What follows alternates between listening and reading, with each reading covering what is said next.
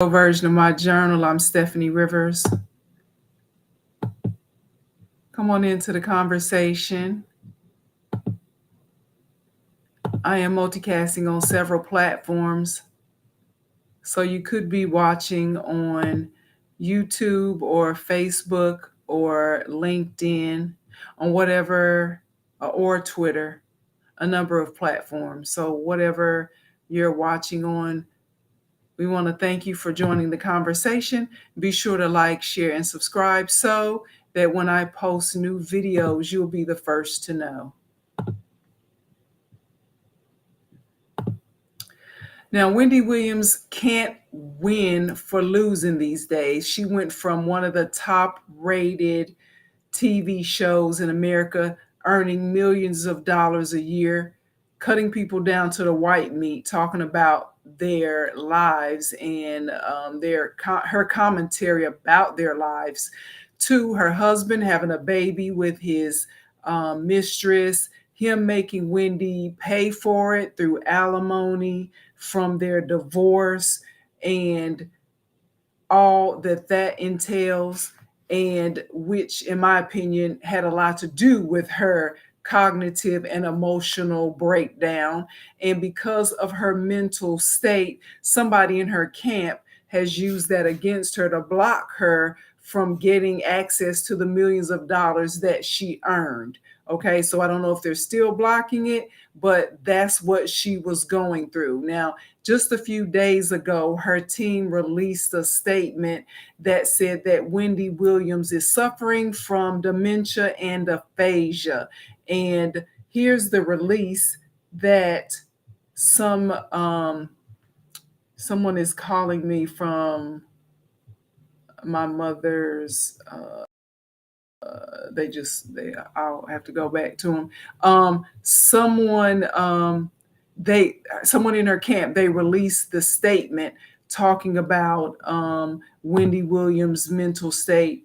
And of course, we know what Wendy Williams looks like, but that statement started off with saying Wendy Williams Hunter, on behalf of Wendy Williams Hunter. Now, if I don't know if it was her decision or somebody else's, but if it was me, I would have dropped the name Hunter a long time ago, like it was wrapped in COVID. Okay, that's what I would have done. I would have dropped Hunter like Melody did Hope.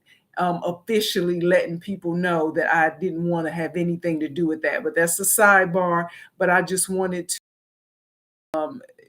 give my prayers are with Wendy at this time, because even if you didn't really like how she got her notoriety, you have to have some type of empathy for what she is going through. And I have empathy for that.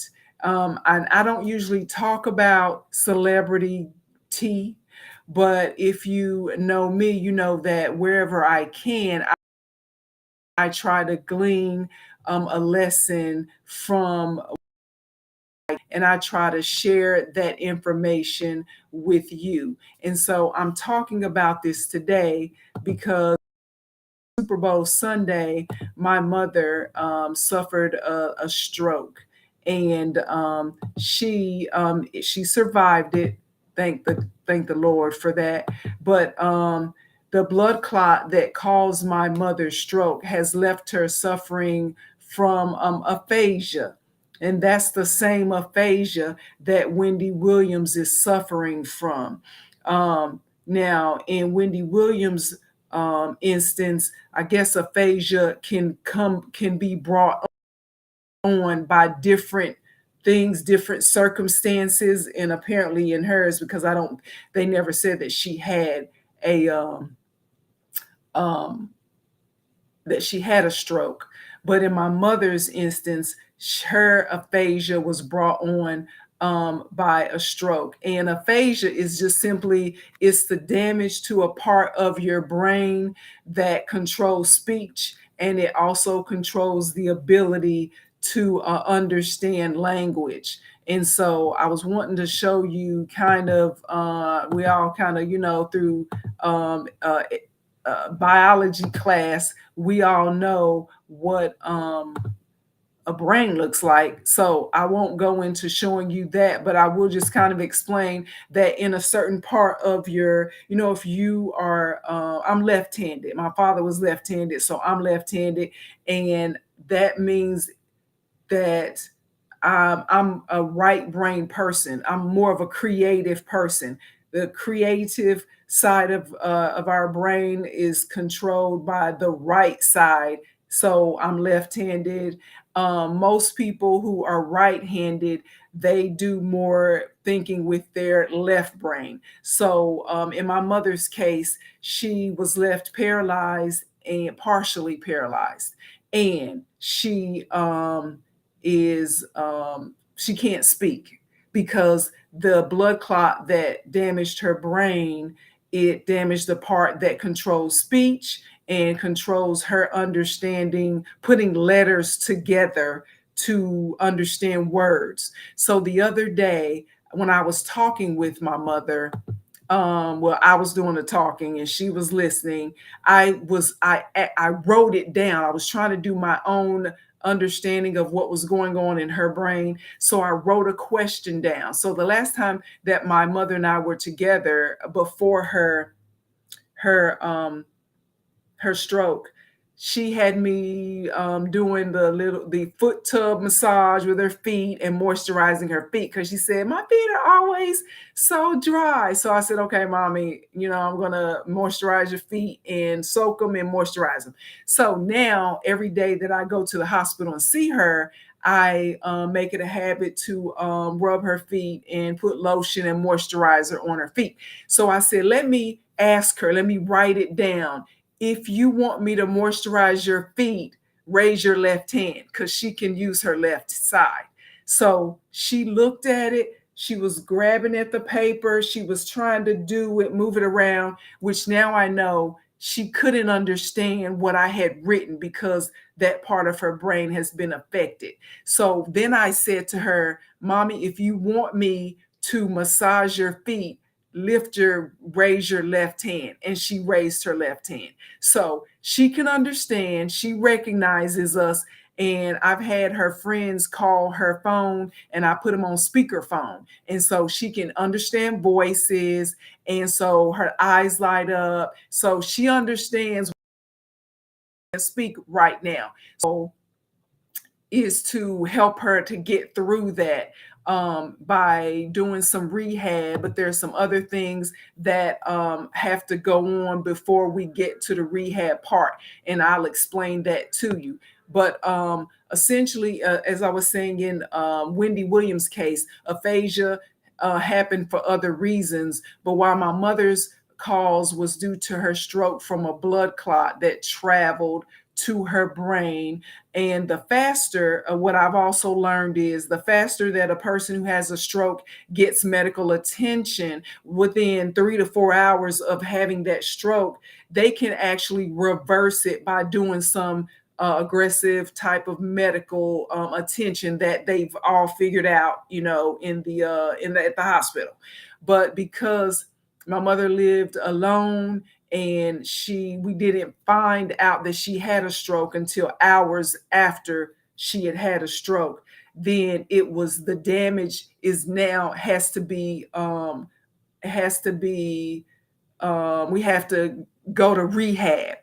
And so that is our next step after we get her to a point of some other issues, because the paralysis affected her throat. So when she drinks or eats, we're not sure if it's going down to her lungs or to her stomach because she can't control that now. So now we had to put a feeding tube in, and there's a lot of other things that are happening that we have to address before we get to rehab. So if you haven't already, be sure to say a prayer. Well, I know if you just now hearing this, you haven't said a prayer, but please pray and send well wishes to Mama Gwen. That's what I'm going to call my mother, Mama Gwen. And if you haven't already, be sure to like, share, and subscribe so that when I post new videos, you'll be the first to know. So I'm talking about Wendy Williams because a lot of people said, oh, she's suffering from karma. You know, the way she got her notoriety is not, it was like she brought other people down. So I don't want to speak to that, but I'm bringing up Wendy Williams because when they released the information about her suffering from aphasia, that is the same ailment that my mother is suffering from because of a stroke that she had on Super Bowl Sunday. It'll be 2 weeks in a few days. So I wanted to, we're working on again, going back to my mother, we're working on undoing the damage that has been done. So it's not permanent, but it's going to be a long-term process, a year, a process, according to the medical professionals. So she understands, again, short sentences. So we have to talk to her like you would somebody who doesn't understand that the English might not be their first language. So you use short sentences, shorter words, so she can get it. So that's where we are right now. She can't speak, but we are communicating with her through eyes, blinking of the eyes. One, blink once for yes, twice for no. Raise your left hand. So those types of things. And we are working through this temporary setback. But it's hard for us to know what decisions she might have made for herself in this situation, except that my mother had the foresight to write it down. A couple of weeks ago, I was talking with my mother, and I was asking her, would you want to move to Texas with me? And she said no, because I don't know nobody in Texas except you, and you always gone. So I was like, okay. So then I was like, would you want me to move home? And she said, no, you have your own life. So, and then a couple of days later, she had the stroke. And so I know that when we get to that point, she doesn't want to move with me. So, now we know as a family unit what we need to do to make her happy, even if she can't tell us what that is right now. And she again wrote it down. She had a plan. She had some estate planning.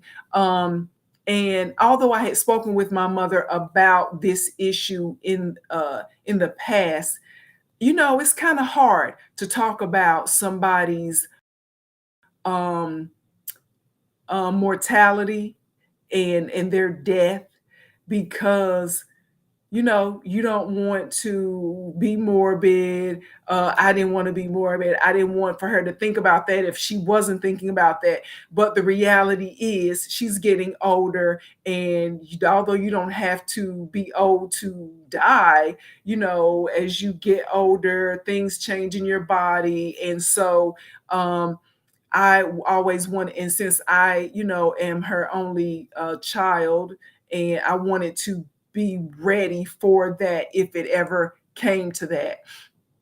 So she wrote down her plan. Now I know she wrote it down and she told me what her plan is in case I ever have to tell anyone what it was or what it is that she wants. And in this case, because she can't talk, I have to speak on her behalf because she can't even write. She's right-handed. So it's her left side that's working. So I doubt if she ever practiced writing left-handed, although I've practiced writing right-handed. It's just something that I do. But at any rate, I'm in a position where I'm sharing with the medical team and with others what my mother's wishes are. And so far, so good. We're on the right path to her recovery. But I'm bringing this up because even though my family, my mother might not have the estate, the large estate that somebody like a Wendy Williams probably has, it's still important for whatever your mother or father or grandmother, grandfather, or whatever you have put in place for your descendants, your children. It's important for you to have that estate plan written out And so that in case you or they are unable to communicate it or they pass on, you know what they wanted, and you know the passcodes, you know what insurance policies there are, you know what's going on with the bills, so that everything doesn't stop just because they stop communicating for whatever reason. And that's important for us to have, you know, estate planning and generational wealth. And when I say generational wealth, it doesn't have to be tens of millions of dollars. It could be a house. It could be rental property. It could be life insurance. It could be a number of things. But if you don't plan for it and you don't know how to how to maneuver through what you need to do, then you end up spending valuable time and money and emotions trying to get through something that you could have been more easy for you had your family had a plan. So that's what I want to impart to you today, is to make sure you have a plan, it's written down, and you've communicated it to the people who are important to you and that you trust. And so that's what I wanted to share. She did have a plan and she did write it down and we talked about it.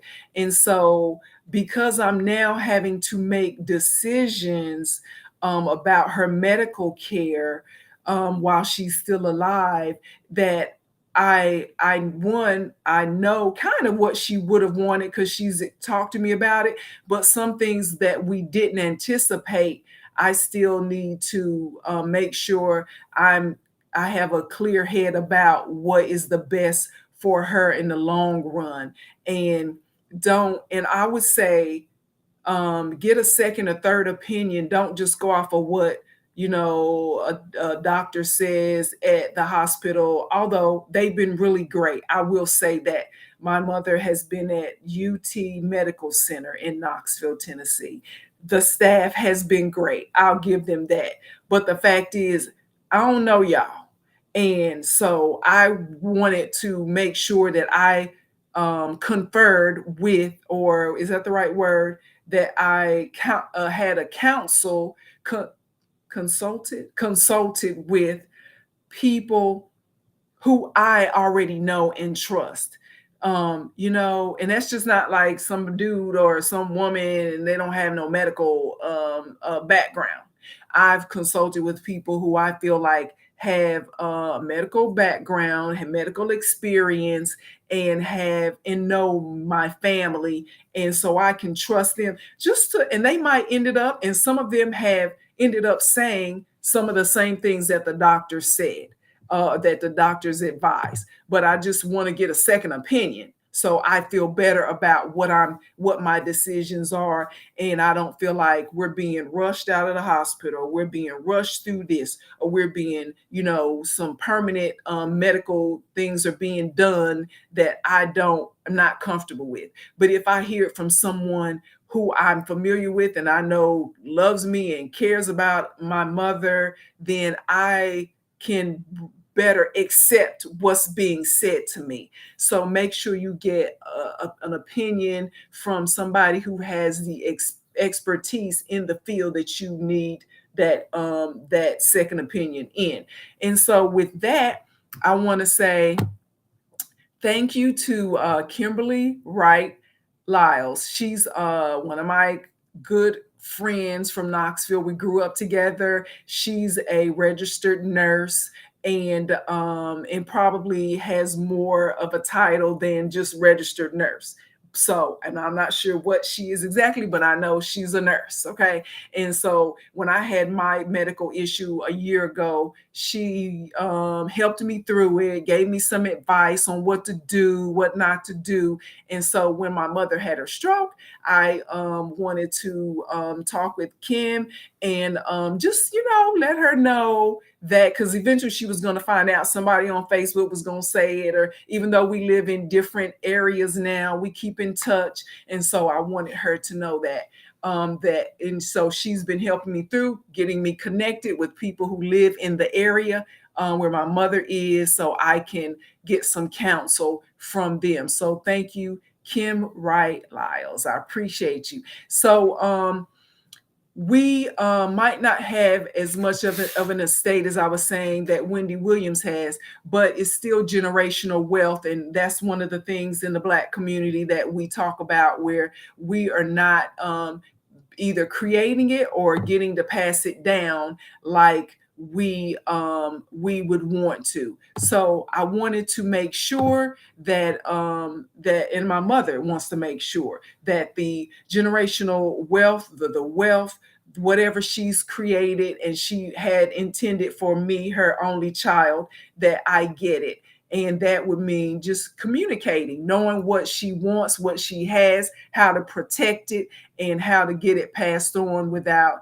having to do a whole bunch of taxes and selling of stuff, and just making sure that what she created for her family stays in the family. So our family intends to be there for her, and we tend to have her around a lot longer. You know, things happen and you got to just see your way through it. And so I spent 12 days or so in Knoxville, and then I plan to go back and be there for her. But I had to go away a couple of days and then I would be right back. And so now my schedule has to change, just like when she had me, she changed her life and schedule. So, you know, now it's my turn. And we traveled a lot together and we created memories together. So hopefully we will be able to do that again together at some point. If you haven't already, be sure to like, share, and subscribe so that when I post new videos, you'll be the first to know. So if you have any advice that you want to share with me on your experience with this, I see somebody's in the chat saying, Tammy is saying people get sick. It doesn't mean it's karma. It's talking about Wendy Williams. And I agree. It doesn't have to be karma. And all the stuff that Wendy Williams went through, okay, I can understand. You know, you just think that you got somebody who's going to be there with you through thick and thin, and come to find out he's sleeping with somebody else and they're having a baby, and now he wants you to pay for it. Come on now. That's enough to make you go OJ on somebody. Okay. And that's all I'm gonna say about it. Felicia says, in a way, when you speak against the people of God, God will allow things to happen to us that might not be favorable in our lives. And okay, so I don't know who Felicia is saying is speaking against the people of God. Maybe are you saying, Felicia, that somebody Wendy spoke against was of God? Maybe, you know, I mean, of course, God has his way of getting our attention. That's for sure. Okay. So not getting too far away from what God wants for you in your life and how he wants you to go forth and how he wants you to treat people is always advisable, because when you get too far away, and even if you stay close, there's always going to be a time where you're just life, like you said, is just going to offer you some challenges, and the way you handle it, if you stay close, you probably gonna handle it better than if you're far out there and you kind of, you know, get lost in the sauce trying to do different things. So that's always, you know, I in my prayer that I say with thank you for my mother's love and Laverne's friendship, and I don't want to start crying, but so I'm trying not to cry. Hold on, because I'm almost finished with this video. So anyway, I just wanted to share that with you. And let me see, what else did I want to go over? So I would say Talk to people who have made the transit, who have made it through issues. Talk to them about how they made it through, because that's going to help you to make it through as well. And I know that my mother is going to get through it, and she's getting better every day. She's stable. And that's why I just know some people take more time to get through things than somebody else. I was talking to another person who had a stroke, and because she was able to make it to the hospital within an hour or two of having the stroke, then it didn't take her but a couple of days um, to get through the go out to make it back home and start working with on rehab and all of that. And so it's just a matter of, so I would say keep in contact with people, and you can't, people are grown, they're gonna do what they're gonna do, but just make sure, if you haven't heard from somebody or you were supposed to hear from them, and they're the type of person who they would come through, or they would do what they said they were gonna do, or they would call when they said they're gonna call and they don't, I would say check on them. That's why, it's always good to have neighbors that can run across the street, run next door, see what's up. Do you look outside? Do you see anything? So you want to keep those family connections, most definitely. And that's why I'm sharing this with you, because there are lessons that I wanted to impart to you. And so for now, I would say please send a prayer up for my mother. We're gonna call her Mama Gwen, and I will ask her, if she is interested in sharing her journey through rehab and through videos. She's of a different generation. They don't believe in putting stuff all on video and stuff, but she might. She's my mom, and so it's her story, so I'm gonna just tell you peripherally how it has affected me, and I'll tell you about her through that. But if she says, I don't mind doing that, then we will start her journey through rehab. If she wants to, it's up to her. But that's what I have for you today. Be sure to I also wanted to let you know this. Know what type of insurance that you have. Some people's insurance will allow you to have, a couple of days in the hospital free, whether it's a couple of days to a couple of months. Or some people's insurance, you gotta, it's a copay situation. You pay half. Or some you might not have insurance. Okay, what are you gonna do if you have a medical emergency and you don't have insurance? You got to have a plan. It's like the fire drills. Remember in school we used to have the fire drills or the disaster drills, and everybody had to come out in the hallway and you go through the scenario of what you're going to do, even though it might not go exactly like you planned it, like you practiced. At least you had some inkling of what you were supposed to do. So I would say, if you have insurance, know what it's going to offer. If you don't have insurance, how you going to pay for that? So know that, because just because we know my mother's going to a rehab center. So we went and did a tour of a couple of the rehab facilities. Actually, she's going to go to a skilled nursing facility, and then versus rehab. Skilled nursing is going to give her a little bit of rehab until she builds up her strength. So some at the rehab facilities, the admin people basically said, yeah, you're the type of insurance your mother has, this is what you can expect. And this is what's going to be expected of her. And so, they have experience with working with all types of insurance.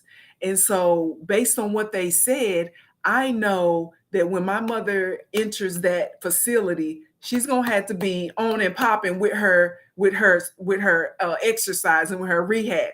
They're not, gonna be like, oh, you're okay. You don't have to work out today. You don't have to try today, because the insurance company is liable to say, well, if she don't want to try today, then we gonna release her today. You know what I'm saying? And let's say that's the way it works. But I want for my mother to understand that this is the way it works. I don't want for us to get to the rehab state of the process and her not get the full benefit of it. And then she goes home and then she's not ready to be in that I'm at home situation. You see what I'm saying? So that's all I'm saying. I'm not saying insurance is good or bad or right or wrong. Everybody should have, if you work and all. I mean, life. You drive a car, you might have an accident.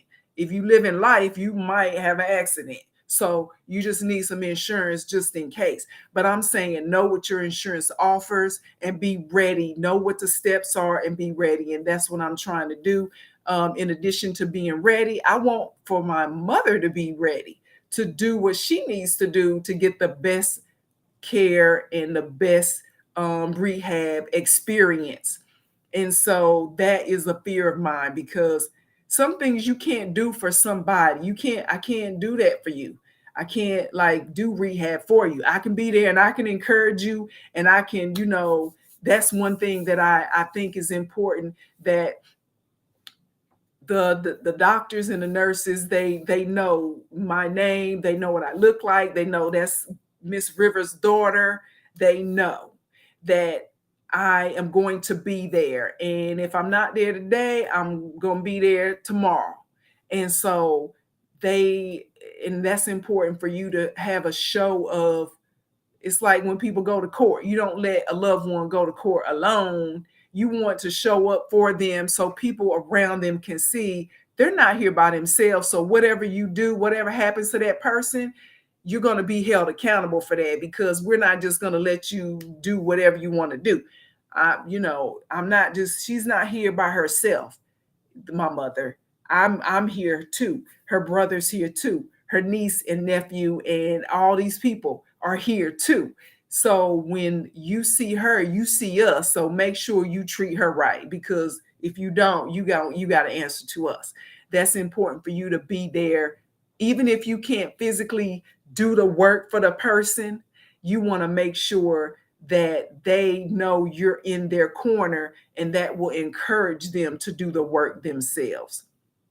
So that's what I want to impart to you. And again, be sure, if you haven't already, be sure to like, share, and subscribe, so that when I post new videos, you'll be the first to know. And send some well wishes to Mama Gwen. We might have a little mini series on what it's like for her to go through her recovery from the stroke that she had. So that's it. I don't have any more. To find out more about the things that I care about, you can go to the written version of my journal. That's at eurweb.com. Thank